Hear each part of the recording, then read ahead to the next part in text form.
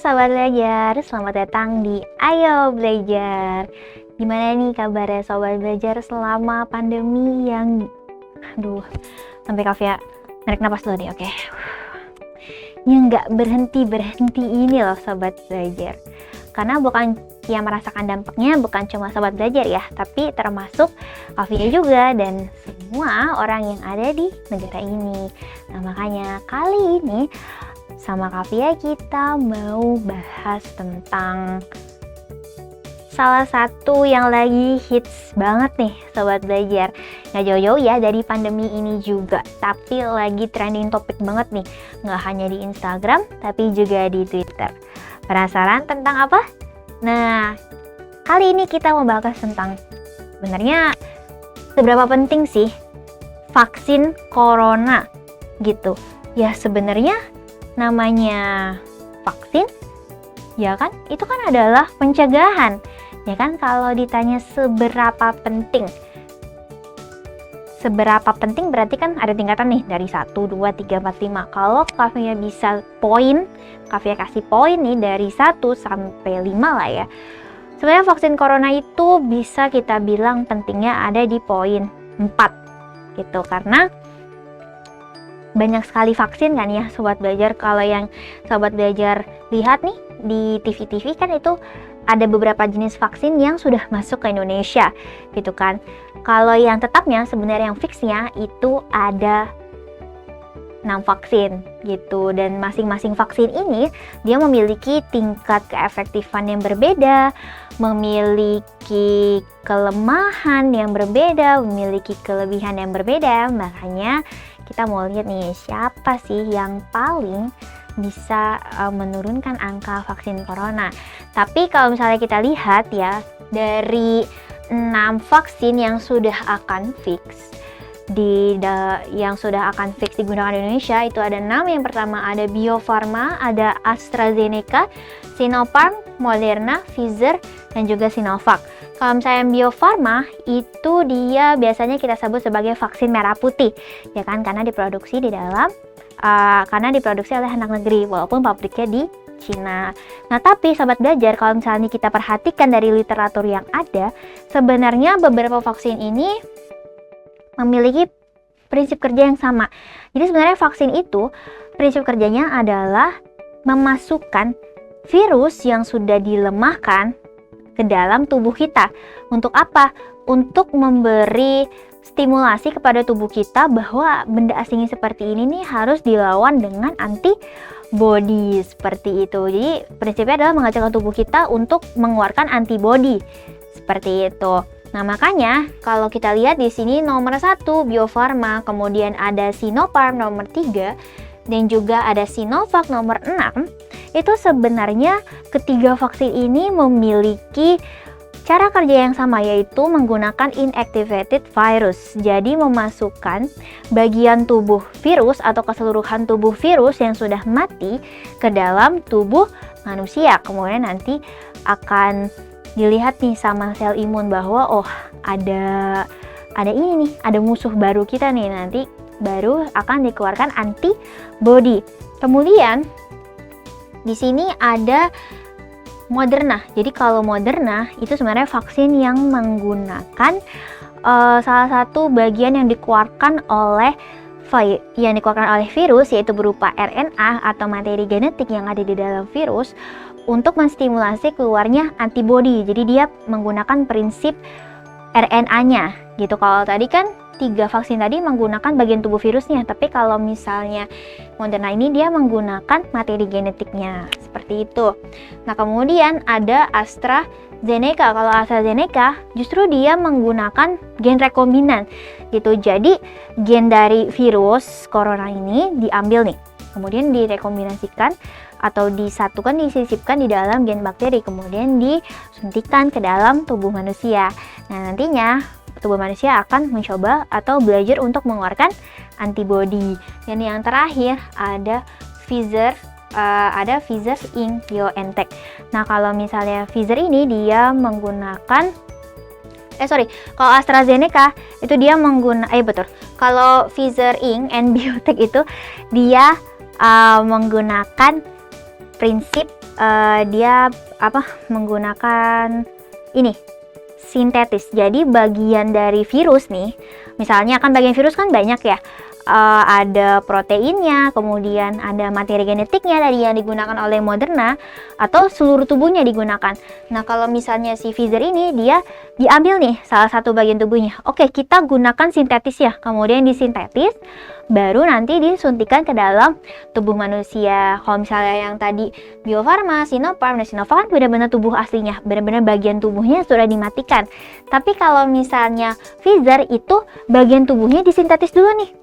Jadi kayak diduplikat dulu, baru nanti dimasukkan ke dalam tubuh manusia. Jadi tadi ada tiga macam cara kerja vaksin, dan masing-masing memiliki kelemahan dan juga kekurangannya. Jadi kalau misalnya ada beberapa vaksin yang memang tidak diperuntukkan nih untuk beberapa golongan. Salah satunya adalah untuk usia 18 tahun ke bawah. Jadi dia baru bisa divaksin ketika usianya 18 tahun ke atas gitu. Salah satunya adalah ini Pfizer. Jadi Pfizer dan Moderna serta Sinopharm itu dia tidak diperuntukkan untuk golongan dengan usia 18 tahun ke bawah gitu. Karena efek sampingnya itu dia memang tidak bisa dikendalikan oleh anak 18 tahun ke bawah, alias imunnya masih belum kuat nih untuk menghandle reaksi yang akan dikeluarkan oleh vaksin tersebut. Nah, tapi ada satu vaksin yang punya kelebihan, dia mengklaim bahwa aku bisa 70% pokoknya menghadang semua corona yang akan masuk ke dalam tubuh, yaitu adalah AstraZeneca gitu. Dan juga kelebihan lainnya adalah dia aman digunakan untuk semua golongan. Tadi kan kalau misalnya Pfizer kan nggak bisa nih. Nah, kalau misalnya si AstraZeneca dia bisa untuk digunakan ke semua kalangan gitu. Jadi dia bisa digunakan untuk populasi yang besar, untuk masyarakat yang besar, seperti itu. Tapi dari keenam ini, yang pertama kali masuk ke Indonesia adalah Sinovac gitu. Tadi kan Sinovac dia cara kerjanya adalah menggunakan inactivated virus, ya kan? Jadi bagian tubuh dari virusnya dilemahkan, dimatikan, baru dimasukkan ke dalam tubuh. Tapi kekurangannya adalah kalau misalnya Sinovac ini dia harus menggunakan 2 kali suntikan gitu. Jadi suntikan pertama nih, oke, terus nanti disuntikan lagi, seperti itu. Jadi sobat belajar, karena vaksin corona ini masih memiliki kelebihan dan kekurangan, jadi makanya yang masuk ke Indonesia masih berbagai macam jenis, dan karena masing-masing memiliki kelebihan dan kekurangan, makanya harus dilihat nih yang mana yang bisa efektif untuk digunakan di negara Indonesia. Nah, semuanya ini adalah bentuk dari bioteknologi. Nah, kita sudah belajar ya bahwa bioteknologi ini dia ada 2, ada bioteknologi konvensional dan juga ada bioteknologi modern. Kalau bioteknologi konvensional itu kan pada dasarnya dia menggunakan mikroorganisme untuk menghasilkan suatu produk. Tapi kalau misalnya bioteknologi modern itu berarti menggunakan teknologi. Makanya selain vaksin, kira-kira apa lagi ya bioteknologi yang sebenarnya kita pakai nih di kehidupan sehari-hari, tapi mungkin jarang kita ketahui karena ya udah memang sudah biasa kita pakai sehari-hari. Penasaran kan? Makanya jangan kemana-mana ya, sobat belajar.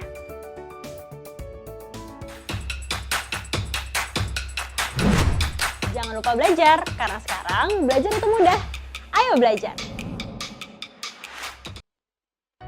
Oke, yang pertama adalah rekayasa genetika. Oke, berarti genetikanya direkayasa. Direkayasanya seperti apa, Kavia? Bisa disisipkan gen baru atau ada gen yang dihilangkan. Kita lihat nih di sini, ada tomat yang disuntikan suatu cairan. Nah, jadi salah satu produk dari rekayasa genetika ini adalah tomat tahan virus F1. Jadi setelah gen dari tomat ini disisipkan dengan gen dari salah satu virus yang menjadi hama untuk tomat ini, malah tomatnya itu jadi resisten nih sobat belajar terhadap virus tersebut. Gitu, sama ya, seperti vaksin kan membuat kita jadi kebal terhadap benda asing tersebut. Nah, sama seperti ini, tujuannya juga untuk bisa bertahan dari gangguan-gangguan yang salah satunya adalah virus. Nah, kalau misalnya contoh lainnya apa? Selain tomat tahan hama, bisa juga semangka tanpa biji gitu. Jadi gen untuk menghasilkan bijinya itu dipotong nih, dihilangkan. Nah, kemudian nanti akan jadi semangka tanpa biji. Nah, begitu ya. Jadi karena semangka udah biasa kita makan, tomat udah biasa kita makan gitu kan. Tapi kita nggak pernah tahu nih, ternyata tomat dan juga semangka yang kita makan ternyata adalah hasil dari rekayasa genetika, bukan dari apa? Bukan dari pertanian alami. Seperti itu ya.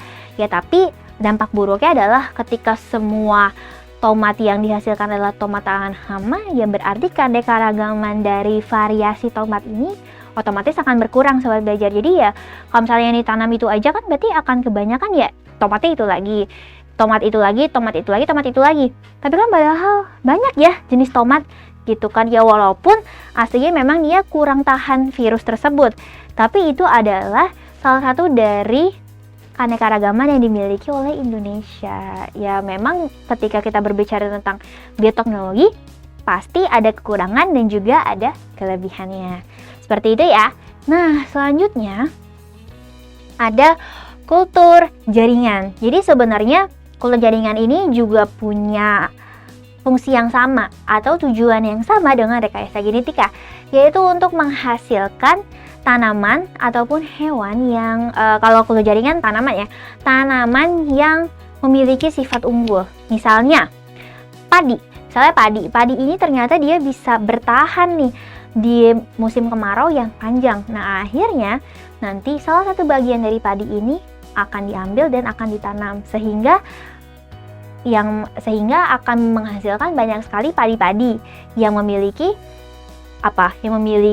sifat tahan pada musim kemarau yang panjang gitu. Karena di dalam tanaman itu punya satu sifat nih sobat belajar yang menjadikan dia bisa dikultur, yaitu adalah sifat totipotensi, dimana ketika diambil salah satu bagian dari tanaman yang unggul tersebut, kemudian kita tanam, kita kultur, dia akan bisa menghasilkan tanaman baru lagi. Seperti itu. Makanya sifat ini dimanfaatkan nih. Kita lihat ya. Jadi pertama ini adalah wortel. Ya, nah ini adalah wortel unggulan. Kemudian wortel ini akan diambil nih. Nah kan, salah satu selnya. Nah, yang diambil adalah sel bagian di sini. Oke. Nah, nanti ketika selnya diambil, maka dia akan dikembangbiakan di suatu media hingga menjadi kalus. Nih sebelah sini. Hingga menjadi kalus.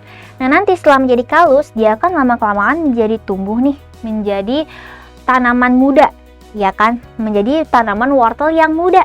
Nah, kalau misalnya udah sampai di sini, dia bisa dipindahkan ke pot hingga nantinya menjadi pohon wortel yang baru. Nah, berarti karena tadi yang diambil adalah sifat tanaman adalah tanaman yang unggul, berarti hasil yang akan diambil juga adalah tanaman unggul kan.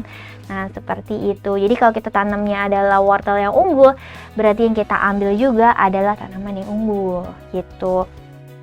Tapi kembali lagi ya sobat belajar, untuk bidang ekonomi, untuk di sisi ekonomi ini memang sangat amat bagus dan memang menghasilkan banyak sekali keuntungan. Tapi kalau di sisi biologi, ya ini dia mengurangi keanekaragaman hayati. Jadi ya akan kalah nih jenis-jenis wortel lainnya. Seperti itu.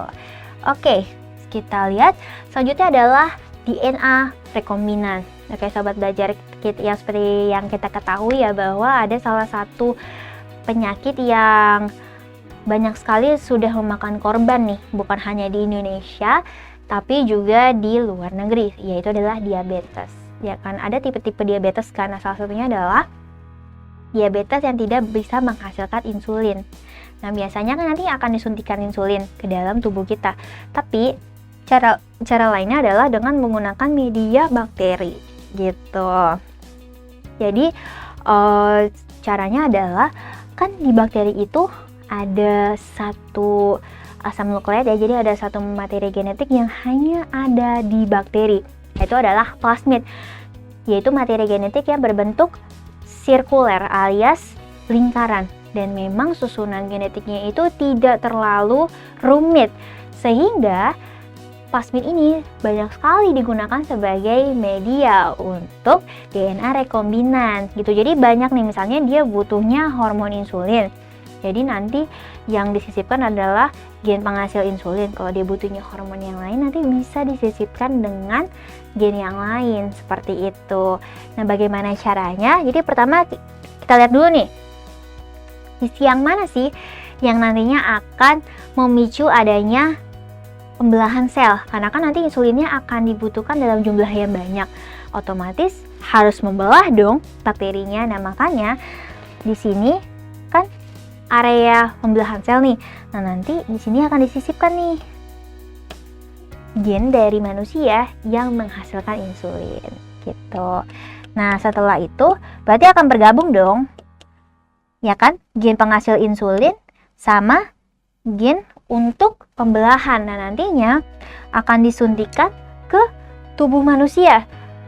Untuk apa? Untuk menghasilkan insulin yang tidak bisa diproduksi karena adanya penyakit diabetes, seperti itu. Jadi ya, kalau misalnya Kavia bisa bilang, kan kalau kita udah belajar suatu materi ya, kalau misalnya bakteri itu memang dia punya kelebihan, ada yang perannya menguntungkan, ada yang perannya merugikan. Nah, salah satu peran menguntungkannya apa? Ya ini, untuk media DNA rekombinan, seperti itu. Oke, selanjutnya ada inseminasi buatan. Inseminasi buatan. Biasanya kalau inseminasi buatan itu dikaitkannya dengan hewan-hewan ternak nih, Sobat Belajar, karena biasanya memang hewan-hewan ternak ini dia nggak bisa asal main kawin aja nih istilahnya, karena kalau misalnya ternyata ada salah satu dari hewan di dalam peternakan itu yang memiliki gen tidak unggul, nanti kan akan mempengaruhi kualitas dari hewan peternakan tersebut. Sedangkan tujuan dari pembuatan peternakan itu kan untuk bidang ekonomi ya, untuk dijual ya kan, ataupun nantinya kalau sapi kan untuk apa? Untuk sapi pedaging, ada sapi perah ya kan. Nah, makanya bagaimana caranya para wirausahaan ini dia bisa menghasilkan hewan-hewan yang memiliki gen unggul nih semuanya. Biar apa? Biar ekonominya terus jalan, yaitu menggunakan inseminasi buatan. Nah, jadi caranya seperti apa? Kita ambil nih sperma dari sapi jantan yang punya gen unggul. Nah, setelah diambil spermanya, nanti akan didiamkan nih Sobat Belajar, disimpan dulu sampai nanti yang betinanya siap, udah masuk siklus sudah masuk musim kawin nih. Nanti kalau udah masuk musim kawin, spermanya diambil, nanti spermanya disuntikin kemana? Ke ovumnya si betina gitu ya. Otomatis berarti kan dia tidak melewati proses yang proses fertilisasi yang si sperma itu berjuang banget untuk sampai ke ovum kan. Terus berapa banyak sperma yang harus mati melewati dinding-dinding ovum, dinding-dinding uterus kan. Jadi semuanya di skip tuh. Jadi langsung nih, istilahnya kalau misalnya kita naik Transjakarta nih, kita naik bus nih, istilahnya dia dari halte pertama nih langsung ke halte terakhir. Soalnya halte apa ya? Halte Kampung Melayu Ancol. Dari Kampung Melayu langsung Ancol gitu. Nggak pakai transit dulu di Matraman, ya kan, transit dulu di Mangga 2, nggak pakai tuh. Jadi langsung ke Ancolnya kayak gitu. Jadi kayak cara kilat gitu. Biar apa ya? Biar spermanya bisa membuahi telurnya dan hasilnya nanti akan menjadi anakan dengan gen unggul. Kayak gini nih. Nah, jadi nanti akan ada pipa panjang yang dimasukkan ke dalam vagina sapi betina yang berisikan sperma tadi dan langsung dimasukkan ke dalam ovum. biar spermanya selamat sampai dengan tujuan ya. Karena dapetin sperma sapi jantan unggul itu juga nggak mudah sobat belajar, karena kebanyakan untuk sapi unggul ini nggak ada lokal, nggak bisa didapatkan secara lokal nih alias di dalam negara kita. Biasanya para para peternak ini mereka mengambil dari luar negeri. Jadi gimana caranya sperma sapi dari luar negeri ini bisa tetap hidup hingga sampai ke negara kita? Yaitu dengan cara harus dibukukan dulu. Makanya kenapa dia menggunakan inseminasi, biar tidak ada persaingan antara spermanya. Bisa bayangin kalau misalnya udah susah-susah dari luar negeri dibawa ke Indonesia, terus udah nih kita suntikin biasa aja, serak. Nah, tahu sendiri kan di dalam fertilisasi sperma itu harus melewati mendaki gunung, melewati lembah, ya kan, dia harus melewati cervix, dia harus melewati uterus, dan belum lagi banyak jumlah sperma yang mati. Kalau spermanya masih ada ya masih bisa membuahi, kalau mati semua gagal dong, berarti nggak bisa dapet keturunan dari gen unggul dong. Nah seperti itu. Inseminasi buatan ini kalau bisa bilang adalah jalur ekspres nih untuk mendapatkan keturunan yang unggul. Seperti itu ya. Nah selanjutnya, kalau tadi di inseminasi buatan itu adalah untuk hewan, kalau di manusia itu adalah bayi tabung. Nah kalau bayi tabung ini atau IVF itu dia adalah cara untuk mendapatkan keturunan. Nah bisa jadi ini adalah salah satu cara yang membantu pasangan suami istri yang tidak bisa mendapatkan pasangan secara alami. Kan biasanya kalau setelah secara alami kan berarti melalui hubungan seks kan, tapi ternyata tidak membuahkan hasil nih. Nah bagaimana caranya? Nah menggunakan bayi tabung. Jadi proses fertilisasinya pertemuan antara sperma dan juga ovum pada ovum pada wanita dan juga sperma pada pria itu pada suatu media gitu. Ya mungkin kendalanya kan kalau misalnya bayi tabung itu kan memang entah spermanya yang lemah gitu tidak bisa sampai ke sel ovum ya, atau memang ovumnya yang kualitasnya kurang bagus. Nah kalau misalnya di bayi tabung ini sahabat belajar itu biasanya dianalisis dulu nih antara suami dan istrinya. Kira-kira yang mana nih yang harus kita selamatkan terlebih dahulu gitu. Dilihat nih, oh ternyata yang bermasalah siapa? Sel telurnya kah? Atau sel spermanya kah? Nah sekaligus di bayi tabung ini bisa dilihat nih sperma mana yang unggul gitu. Jadi nanti dilihat nih, oke, sperma ini unggul, terus ovumnya ternyata unggul juga gitu. Nanti biasanya ovum dan juga sperma yang unggul ini yang akan menjadi ini nih, yang akan ditaruh di media di sini, kemudian nanti akan dilakukan fertilisasi. Jadi memang nggak asal gitu, nggak oh ya udah kita ambil ovum dari wanitanya, kita ambil sperma dari prianya, terus udah kita taruh nih di sini. Nanti kita lihat siapa nih yang bisa jadi. Bukan seperti itu. Jadi untuk mengurangi resiko kegagalan fertilisasi, caranya seperti itu, dianalisis sperma dan juga ovumnya. Nah bisa juga deh sahabat belajar, di sini kita memilih jenis kelamin. Jadi misalnya kayak ya udah mau anaknya perempuan atau laki-laki nih. Kalau misalnya perempuan berarti coba cari spermanya yang memiliki materi genetik X. Kan kalau misalnya perempuan, ini informasi nih, kalau perempuan itu kan dia punya kromosom XX. Kalau salah kan, aduh pakai salah lambang. Oke, kalau perempuan ya XX, kalau laki-laki dia XY. Nah X-nya itu ini dia memang sudah dapat dari ovumnya. Jadi semua ovum ini dia memang kromosomnya X. Nah tapi kalau di laki-laki spermanya itu bisa kromosomnya X atau bisa kromosomnya Y. Kalau misalnya kebetulan ketemunya yang X juga, berarti nanti jenis kelamin anaknya bisa X. Tapi kalau bisa wanita. Tapi kalau misalnya Y berarti bisa laki-laki seperti itu. Nah di sini bisa dipilih juga. Nanti baru dia akan dimediasi di sini, kemudian sampai nanti menjadi blastula dulu, baru disuntikan kembali ke uterus wanitanya untuk mengalami pertumbuhan perkembangan hingga nanti akhirnya menjadi kelahiran. Nah, seperti itu ya. Jadi dia mengurangi resiko untuk kegagalan fertilisasi. Oke, kita sudah belajar materi bioteknologi yang seru banget tadi. Sekarang kita coba jawab pertanyaannya. Nah, perhatikan gambar berikut. Tahapan yang menunjukkan introduksi gen yang sudah disisipkan.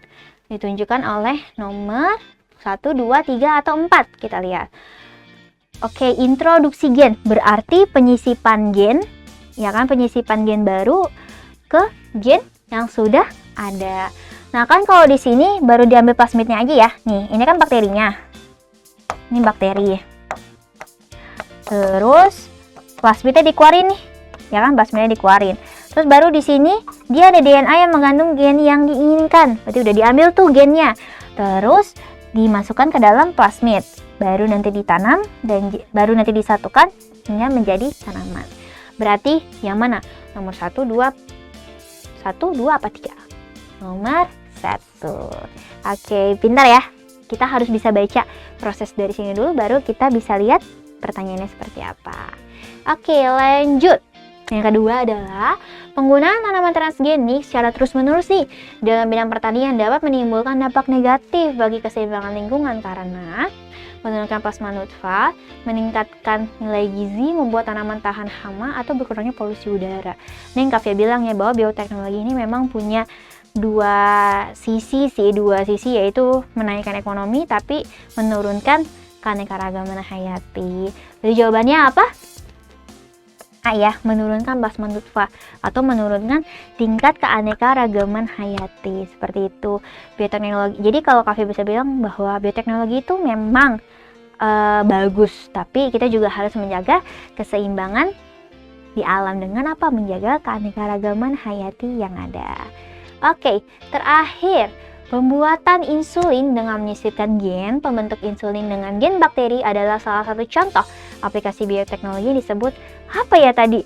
Oke, kata kuncinya adalah pembuatan insulin.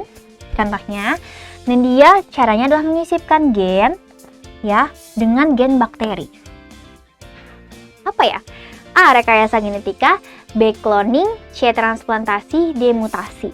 Oke, A. Rekayasa genetika. Nah, rekayasa genetika tadi kan menyisipkan atau memotong gen. Kalau cloning berarti membentuk individu baru. C. Transplantasi berarti memasukkan organ baru ke organ yang sudah rusak. Dan D. Mutasi berarti adanya perubahan yang merugikan pada kromosom.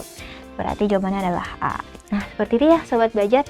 Ternyata pembahasan tentang bioteknologi tadi menarik banget ya. Apalagi yang bioteknologi modern. Gitu. Makanya kenapa harus malas belajar?